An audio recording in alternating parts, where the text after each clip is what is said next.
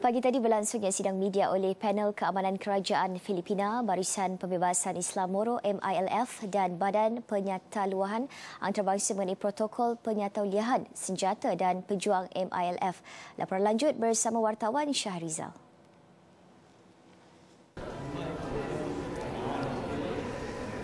Terima kasih rakan setugas di studio. Baiklah, ketika ini saya berada di Palace of Golden Horses yang mana baru saja selesai sidang media yang dilakukan antara MILF dan juga kerajaan Filipina dalam misi pencarian pendamaian di antara mereka dalam misi juga untuk misi gencatan senjata.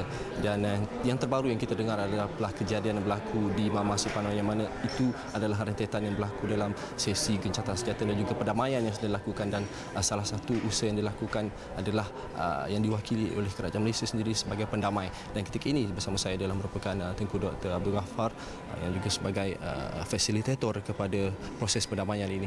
Tengku Datuk, kalau boleh Tengku Datuk ceritakan rangkuman daripada 2 hari hasil mesyuarat yang diadakan untuk sesi pendamaian ini. 2 hari perbincangan kita menupukan kepada proses decommissioning. Maknanya proses normalization as part of the milestone di dalam peace process. Apa yang berlaku di Kuala Lumpur 2 hari lepas adalah satu perbincangan yang penting, oleh kerana dengan adanya garis panduan kepada IDB, iaitu International Decommissioning Body, ia membolehkan menjalankan tugas untuk decommissioning di senjata IMLF. Maksudnya ada tragedi yang berlaku di Mama Sipano, adakah ia berkaitan dan ini adalah lanjutan daripada kejadian atau secara kebetulan benda ini berlaku?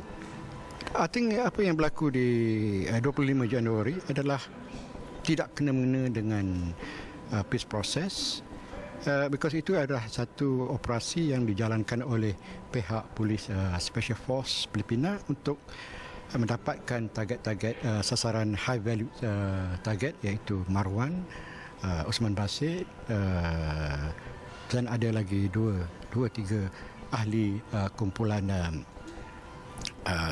JI. So di dalam counter tu saya rasa kita kena tengok naratif apa jadi, because dia ada 2 puak. Satu puak yang pergi ke sasaran, satu puak lagi backup troop daripada Special Force of the Philippines. So dalam perjalanan dia masuk pukul 3 pagi mesti gelap di sana. So dalam hal tu dia had to walk through the area of territory of MILF, and mestilah dalam apabila keadaan confused menembak tembak tu, MILF pun berjaga-jaga, dan mungkin saya tak tahu apa yang berlaku di dalam proses yang kumpulan kedua daripada Special Force tadi untuk membantu Special Force yang di sasaran ekstremis. Yang penting di sini adalah kita kena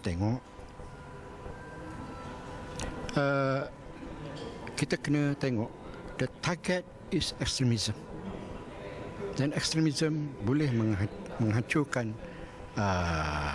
peace process, dan mereka suka. Ini adalah satu advantage kepada extremist group yang berlaku dan pergaduhan antara kerajaan dengan MILF. Oleh sebab mereka cuba lihat ini akan beri advantage kepada mereka, because akan situasi kalau berterusan, dia akan melibatkan lagi pergaduhan antara MILF dengan GPH di ground level. Baik, Tengku Datuk, soalan terakhir saya secara ringkasnya, adakah proses damai ini akan berakhir dengan mudah untuk akan datang secara ringkas? Proses damai ini dia bukan saja satu proses, dia ada milestone dia, dan dia akan pergi sampai ke bila-bila masa. Pertama, dia dah dapat agreement, kedua basic law, implementation dan sebagainya, dan pembentukan kerajaan bangsa Moro. But damai is continuous process, because the next government yang dibentuk mesti deliver. Because kalau tidak, bukan konflik, keadaan suasana di Mindanao itu masih tak berubah. So the process continue and it continue. But the negotiation part of it and sebagainya tu tak adalah. But the process. Thank you. Terima kasih. Baiklah, saya pasti seluruh dunia juga menantikan apakah proses damai ini akan berakhir dengan aman. Apapun kita akan melihat, kita akan memantau daripada jauh apakah perkembangan terkini dan hasil daripada mesyuarat itu dapat menemukan titik terakhir kepada pertemuan yang mendamaikan di keseluruhan di Filipina. Saya rasa itu saja dari saya di Palace of Golden Horses ini. Kembali pada rakan tugas di studio. Silakan.